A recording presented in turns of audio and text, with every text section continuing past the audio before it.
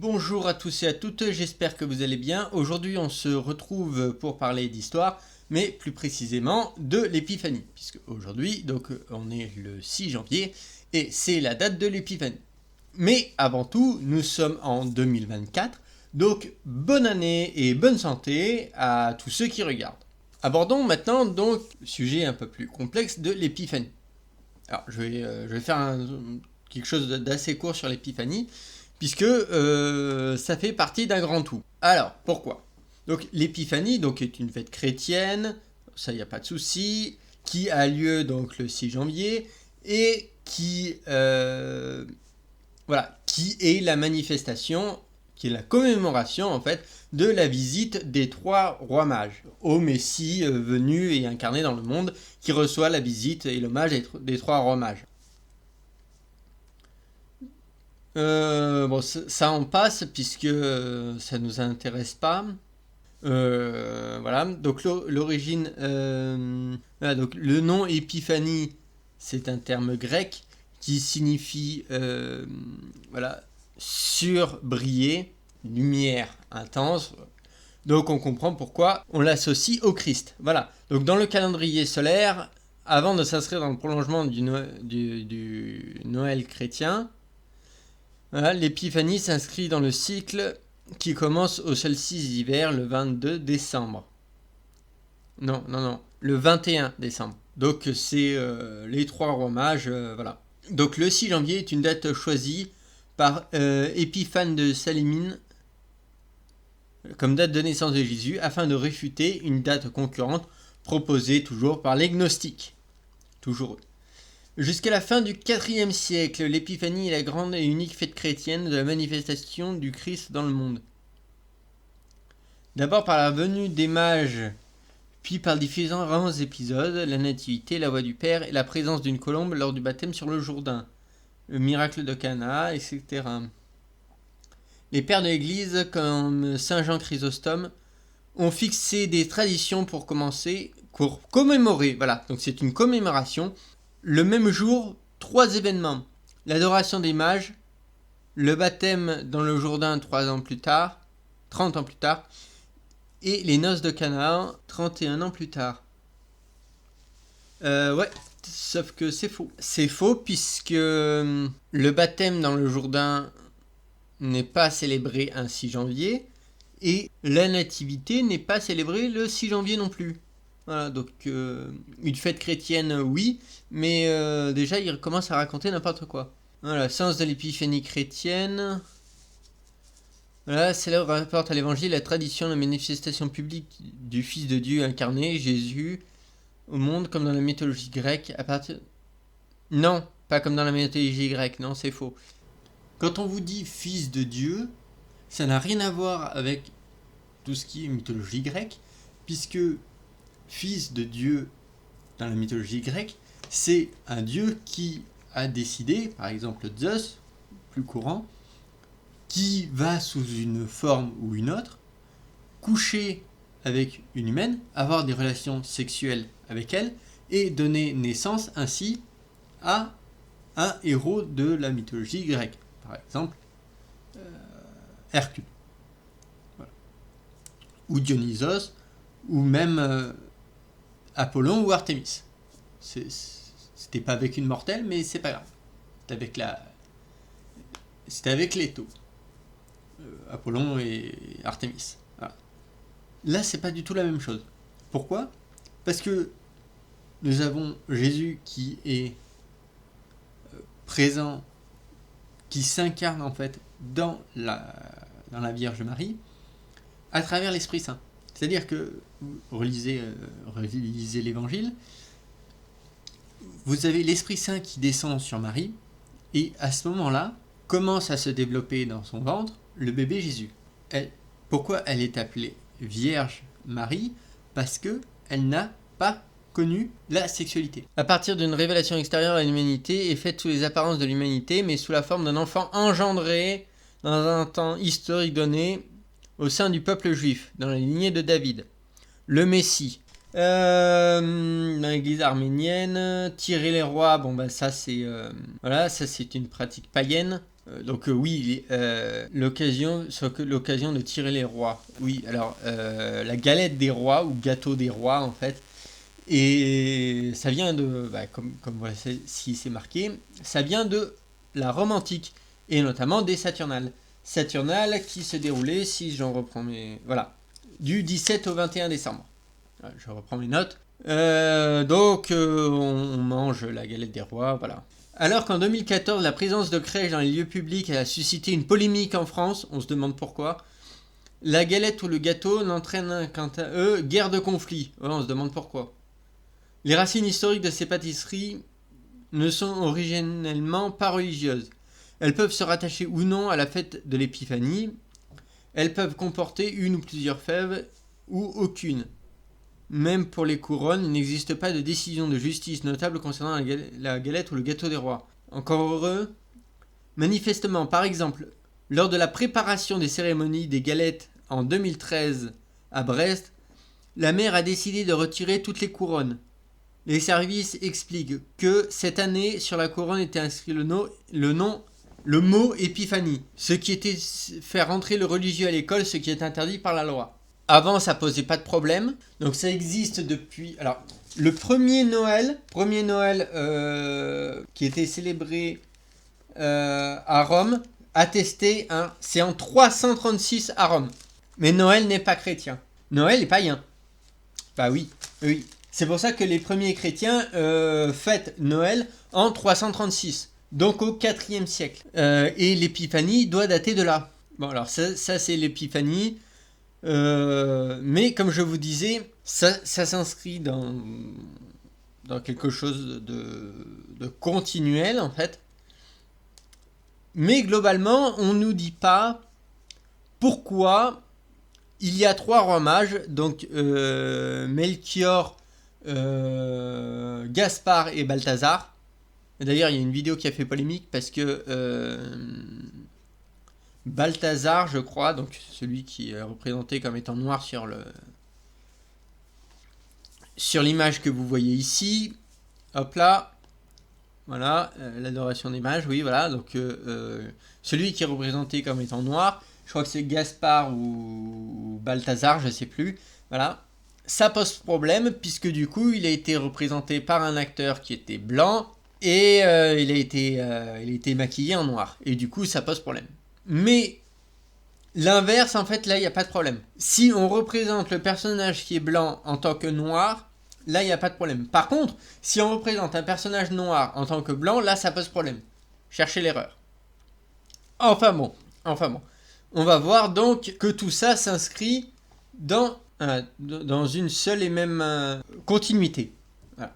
Alors, le Messie, parce que c'est la visite des rois mages, voilà. Alors, pourquoi ? Parce que Jésus est considéré comme le Messie. Alors, le Messie, donc, Machia. Alors, c'est un terme hébreu, donc c'est quelqu'un qui est attendu par les Juifs, pas par les musulmans. Donc quand les musulmans vous citent dans le Coran qu'il y a marqué qu'il différencie le Messie et le Christ, déjà Christ ça veut dire Messie mais en grec, donc déjà différencier les deux mots, déjà incohérence, mais il n'y a pas d'incohérence dans le Coran, c'est pas grave. Autre chose, le Messie donc est juif, il n'est pas musulman. Mais on va voir, donc là vous avez la petite liste qu'on va détailler, qui fait donc référence à Jésus. Mais tout ça, on retrouve ça dans l'Ancien Testament. Dans l'Ancien Testament, on retrouve tout ce qui fait référence à Jésus. Pour dire, voilà, le Messie, donc ça a été dit par des prophètes, donc pas un, mais plusieurs prophètes, qui ont prophétisé la venue d'un Messie. Alors déjà, petit avertissement, je ne sais pas comment fonctionnent les prophéties. Je ne saurais vous dire comment fonctionnent les prophéties. Je ne sais pas comment elles sont révélées. Est-ce que c'est le prophète qui a fait un rêve et a vu ce qui allait se passer, donc du coup il dit avec ses propres mots ce qui s'est passé. Donc Messie, voilà, donc annoncé dans l'Ancien Testament par des prophéties. C'est ce que j'ai écrit moi, vite fait. Voilà, donc ne faites pas attention aux fautes d'orthographe. C'est c'est clairement un aide-note, voilà, un aide-pensée.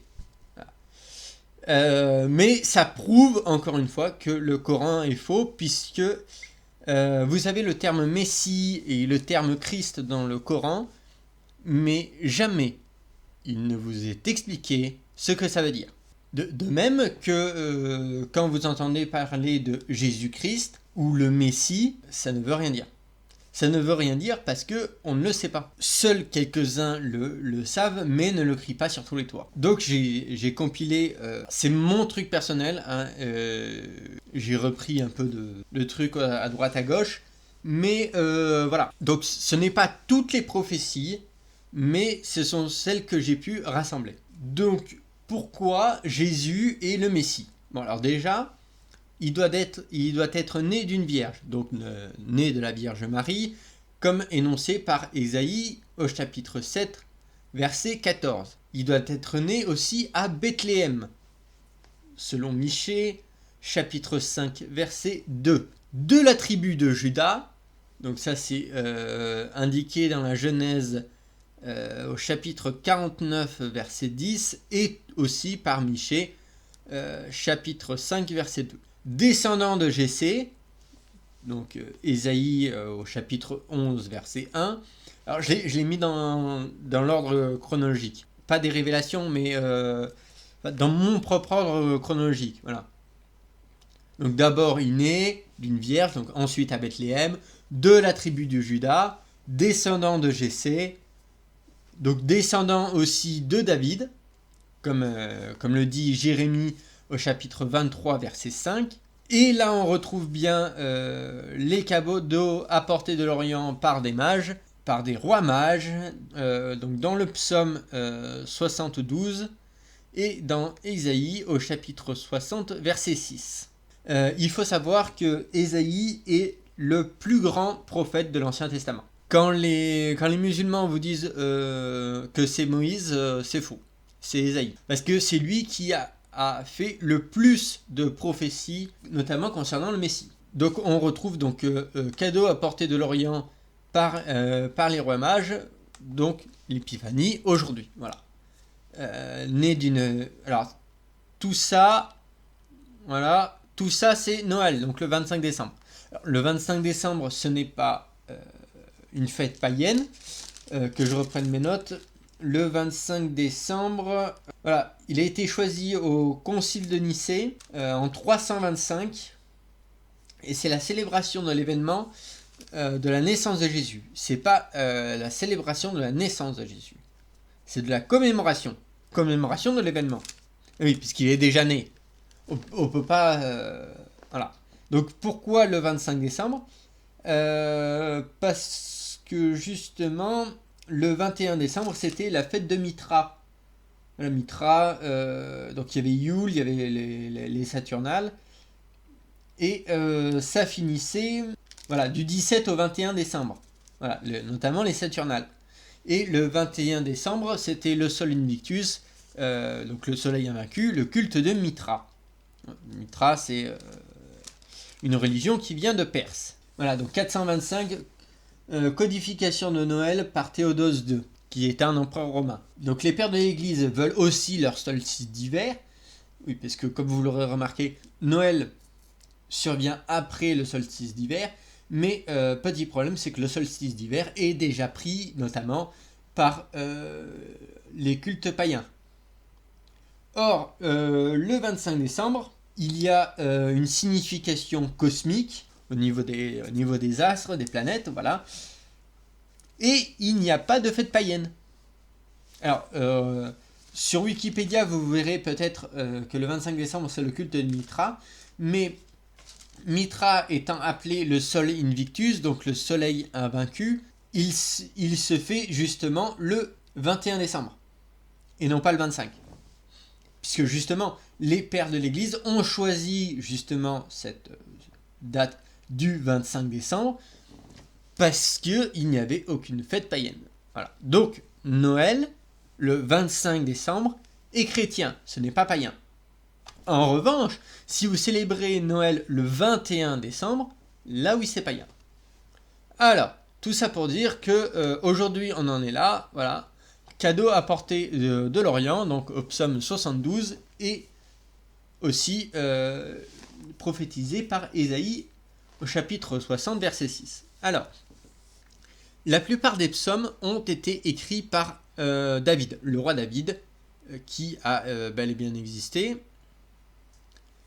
Je vous renvoie à ma vidéo sur le Coran, notamment, où je mentionne le fait qu'il y ait la stèle de Meremta, donc fils de Ramsès II, qui déclare avoir vaincu Israël, et notamment son roi David. Bon, bien sûr, c'est faux. C'est faux puisque les traces archéologiques le démentent. Dans le but de se glorifier pour une action qui n'a pas réalisé, Meremta nous confirme ainsi l'existence de David. Bon, son père Ramsès II avait fait la même chose, notamment avec la bataille de Kadesh, auquel c'était conclu par un non-lieu, puisque Ramsès II était tombé dans un piège. Il a réussi à se sortir du piège, mais n'a pas gagné la bataille. Ni même les Hittites. Les Hittites n'ont pas gagné la bataille non plus. Voilà. Mais les deux camps ont revendiqué la victoire. Et on sait que c'est faux aujourd'hui. Mais ça prouve bien que les grands rois, ils aiment bien se mettre en valeur et, bien entendu, ne vont jamais dire qu'ils ont perdu quelque chose.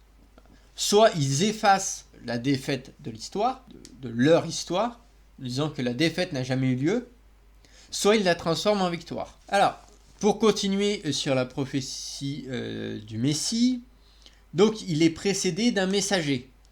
Donc d'un messager qui sera Jean, comme le dit toujours Ésaïe, au chapitre 40, verset 3, et Malachie, je crois. Voilà, c'est ça, c'est Malachie. J'avais un doute, mais ça. Voilà, donc Malachie, au chapitre 3, verset 1. Donc, le Messie sera précédé d'un messager. Ensuite, ça qui détruit absolument tout le Coran, le Messie sera Dieu. Comme le dit Ésaïe au chapitre 9, au verset 1 à 6. Ensuite, donc il fera des miracles, toujours par Ésaïe, donc il guérira les aveugles et les... C'est ça. Ésaïe, chapitre 35, versets 4 à 6. Dites à ceux que vous avez le cœur troublé, prenez courage, ne craignez point, voici votre Dieu. Voilà, il viendra lui-même et vous sauvera. Alors s'ouvriront les yeux des aveugles, s'ouvriront les oreilles des sourds, alors le boiteux sautera comme un cerf, et la langue du muet éclatera de joie. Donc le Messie sera Dieu, donc c'est pas étonnant qu'il accomplisse des miracles. Ensuite, entrer à Jérusalem sur un âne. Donc ça c'est ce qu'on verra au dimanche des rameaux. Donc ça a été prophétisé par Zacharie ou Zachée. Zacharie, c'est ça. Donc ça a été prophétisé par Zacharie. Voilà. Donc entrer à Jérusalem sur un âne. Voilà pourquoi Jésus il rentre sur un âne à Jérusalem. Voilà, lors du dimanche des rameaux. Donc ensuite, il est trahi par un proche, donc Judas. Comme ça a été prophétisé au psaume 41, verset 9, ainsi qu'au psaume 55, verset 12, c'est 12 à 14. Ce même proche le vendra pour 30 pièces d'argent. Ça sort pas de nulle part, hein. Donc vendu pour 30 pièces d'argent, donc par Zacharie au chapitre 11, verset 12. Voilà, vendu pour 30 pièces d'argent, donc toujours par le proche, qui après ces 30 pièces d'argent seront jetées dans le temple. Donc là c'est toujours Zacharie qui le dit au chapitre 11, verset 13. Ensuite, il sera abandonné par ses disciples. Donc déjà on voit qu'il aura des disciples. Voilà, donc toujours Zacharie au chapitre 13, verset 7. Il sera accusé par de faux témoins, comme indiqué au psaume 35 au verset 11. Le silence face à ses accusateurs, donc Ésaïe au chapitre 53 verset 7. Il subira un châtiment physique et on lui crachera au visage. Donc il sera châtié physiquement. J'ai livré mon dos à ceux qui me frappaient mes joues à ceux qui m'arrachaient la barbe, je n'ai pas dérobé mon visage aux ignominies et aux crachats. C'est toujours Isaïe. Hein. Pourtant, on retrouve exactement la même chose dans l'Évangile. Tout ça, ça a été prophétisé par Ésaïe au chapitre 50, verset 6 et au chapitre 53, verset 5.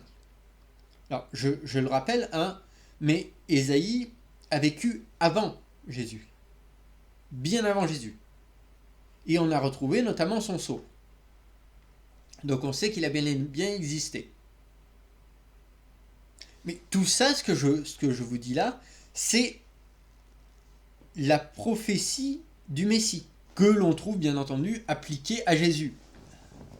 Pourtant c'est normal, puisque vu qu'il coche en fait toutes les cases de la prophétie, enfin, des prophéties. Tout ce qui a été établi, il l'a réalisé. C'est plusieurs prophéties qui sont en une seule. Vous avez plusieurs prophètes qui émettent une prophétie sur le Messie qui est regroupée dans la prophétie du Messie. Il sera moqué, là c'est indiqué dans le psaume 22 au verset 7 à 8, voilà.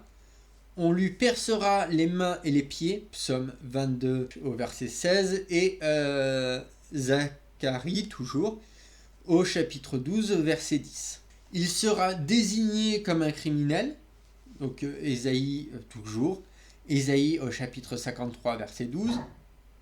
Rejeté par les Juifs, Ésaïe 53, 3, psaume 69, 8 et 118, 22. Voilà. Il sera rejeté par ses proches également, comme est indiqué au psaume 38, verset 12. Voilà. Il sera haï sans raison, psaume 69, verset 4. Alors, ses vêtements seront tirés au sort, donc au psaume 22. On lui donnera du vinaigre comme boisson, donc au psaume 69, verset 21. Il aura les os qui seront non brisés. C'est pour ça notamment que les Juifs veulent à tout prix lui briser les os, parce que s'il brise les os, bien évidemment, il ne peut pas être le Messie. Or, ces os n'ont pas été brisés, comme c'est indiqué au psaume 34, verset 20. Donc, il est percé au flanc, donc Zacharie au chapitre 12, verset 10, et il sera enterré dans la tombe d'un homme riche. Donc toujours Ésaïe, chapitre 53, verset 91. Tout ça, c'est ce que nous avons le vendredi saint. Là où on cite notamment la passion du Christ. Tout ça, toutes ces prophéties ont été annoncées dans l'Ancien Testament et doivent correspondre au Messie. Or, vous prenez l'Évangile et ben, ça correspond à Jésus. Alors, pourquoi est-il déjà venu ? Parce que, après tout, ça pourrait s'appliquer à quelqu'un d'autre. Parce que je dis Jésus, mais il peut très bien y avoir un autre Messie qui serait venu, voilà. Mais pourquoi serait-il donc déjà venu ? Alors, comme le prophétise Daniel au chapitre 9, verset 26, il viendra avant que le temple et la ville ne soient détruits. Non, il n'y a pas 3 destructions, il n'y en a que 2. La première, elle date de 586 avant Jésus-Christ, auquel le temple a été détruit par Nabuchodonosor II. Puis ça a été reconstruit après. Puis la deuxième destruction provient en l'an 70, donc après Jésus-Christ, par les Romains et notamment sous l'ordre de l'empereur Titus, qui fait détruire le temple. Voilà. Alors, en 363, il y a une tentative de reconstruction du temple par l'empereur romain, mais un tremblement de terre détruit tout. Voilà. Donc il y a un tremblement de terre, on voit ça comme un signe divin, du coup on laisse tomber. Très important parce que les tremblements de terre arrivent bien plus souvent qu'on ne veut le croire. Ensuite, une église a été bâtie sur ce lieu en 530 par l'empereur Justinien. Puis après, suite à la conquête musulmane, en 705, le calife construit une mosquée. Non pas parce que, selon la tradition musulmane aujourd'hui, parce que c'est là que le prophète aurait fait son voyage à Médine, ce serait là qu'il serait venu en voyage en rêve, machin chose, tout ça c'est de la connerie. Tout simplement pour concurrencer la Kaaba. Voilà. Mais, que voulez-vous, les aléas de la nature, puisque un tremblement de terre détruit la mosquée en 746. La mosquée est de nouveau reconstruite en 747, mais figurez-vous qu'en 1033, de nouveau, un tremblement de terre détruit complètement la mosquée qui doit être reconstruite l'an d'après. Mais le plus important, c'est que tout ça, on le sait comment, grâce aux fouilles effectuées, notamment en 1938 par l'américain Edward Robinson. Donc il a fait plusieurs fouilles autour du mont du Temple, mais jamais sous l'esplanade des mosquées. Là où se trouve justement la fameuse mosquée Alaska, parce que l'organisation de la conférence islamique considère que cela menace les fondations. Voilà. Alors c'est marrant parce que il y a déjà eu des fouilles en dessous et on s'est rendu compte qu'il y avait des vestiges notamment du temple, du premier temple de Salomon. Mais que ces fichus musulmans, figurez-vous, qui prenaient les vestiges, des vestiges en pierre, qui les passaient au broyeur, voilà, qui détruisaient tout ça. Oui, parce que ça contredit justement le fait que toute la tradition musulmane. Voilà. Alors, les nations suivront le Messie, hein, comme indiqué à Genèse chapitre 49, verset 10. Toujours Ésaïe au chapitre 42, verset 4, au chapitre 49, verset 6 et au chapitre 52, verset 15. Et surtout, rejeté par le peuple juif, toujours Ésaïe, donc chapitre 49, verset 1 à 7, au chapitre 52, verset 12 à 53, et Ézéchiel, au chapitre 3, verset 1 à 7. Alors, est-ce qu'on peut dire que les manuscrits chrétiens sont fiables? Alors, pour le Nouveau Testament, on a retrouvé 12 000 manuscrits, dont 4 000 en grec et 8 000 sont en latin.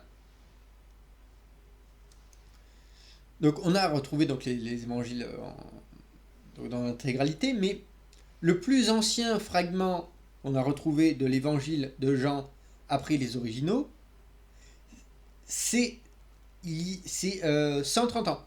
Voilà, le fragment de l'évangile de Jean. 130 ans après les originaux. Qui lui a été écrit à peu près en l'an 100, entre 90 et l'an 100, donc à peu près en 230. En comparaison, nous avons la guerre des Gaules de Jules César, auquel on a retrouvé 10 manuscrits, et le premier date de 900 ans après Caius Julius. Caius Julius César. Donc 900 ans après l'origine. 900 ans contre 130. Mais pour faire autre chose, Thucydide et Hérodote. On a retrouvé 8 manuscrits 1300 ans après l'original. Sophocle, premier manuscrit, on a trouvé un seul manuscrit, et c'est 1400 ans après l'original. Alors, est-ce qu'il y a des différences entre les manuscrits? Oui. Alors, on va prendre comme exemple les 8 premiers versets de l'Épître aux Romains, et on compare entre les 147 manuscrits. D'accord? Alors, verset 1. Alors, l'Épître aux Romains, parce que c'est l'un des tout premiers manuscrits. Voilà. La première chose qui a été écrite, le premier texte chrétien, ce ne sont pas les évangiles, mais c'est l'épître aux Romains de saint Paul. Donc, entre les 147 manuscrits, on les a comparés. Verset 1, il n'y a rien qui change.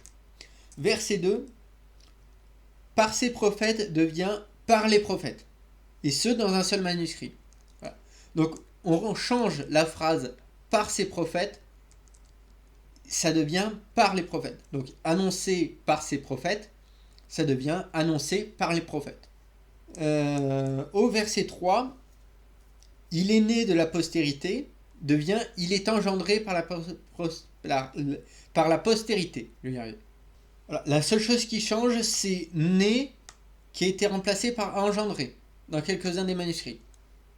Sur 147, au verset 4, il n'y a pas de variance. Au verset 5, on remplace Jésus-Christ notre Seigneur qui devient Jésus-Christ notre Dieu. Il n'y a pas de différence. Si juste en fait on change un mot et on le remplace par la même chose. Au verset 6, il n'y a pas de différence. Au verset 7, qui à Rome sont bien-aimés, devient qui sont dans l'amour de Dieu appelés, ou qui sont à Rome appelés.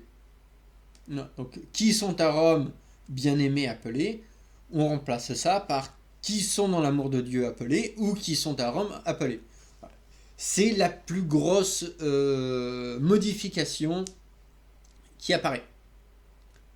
Alors, toujours dans le verset 7, de la part de Dieu notre Père devient de la part de Dieu le Père. Pas grand chose qui change. Hein. Alors, ensuite, dans le verset 8, touchant vous tous devient au sujet de vous tous. Voilà. Donc, son amour touchant vous tous devient son amour au sujet de vous tous. Donc les modifications sont mineures et ne changent rien au texte. Ni quant à son message, ni quant à sa compréhension. Bon alors le reste après c'était pour le Coran. Voilà. Donc on finit là cette vidéo. Donc il y a le psaume 16, verset 10. « Car tu ne livreras pas mon âme au séjour des morts, tu ne permettras pas que ton bien-aimé voie la corruption. » Ce qui indique la résurrection. Bon, écoutez, cette vidéo touche à sa fin. J'espère qu'elle vous aura plu. Si c'est le cas, dites-le moi en commentaire.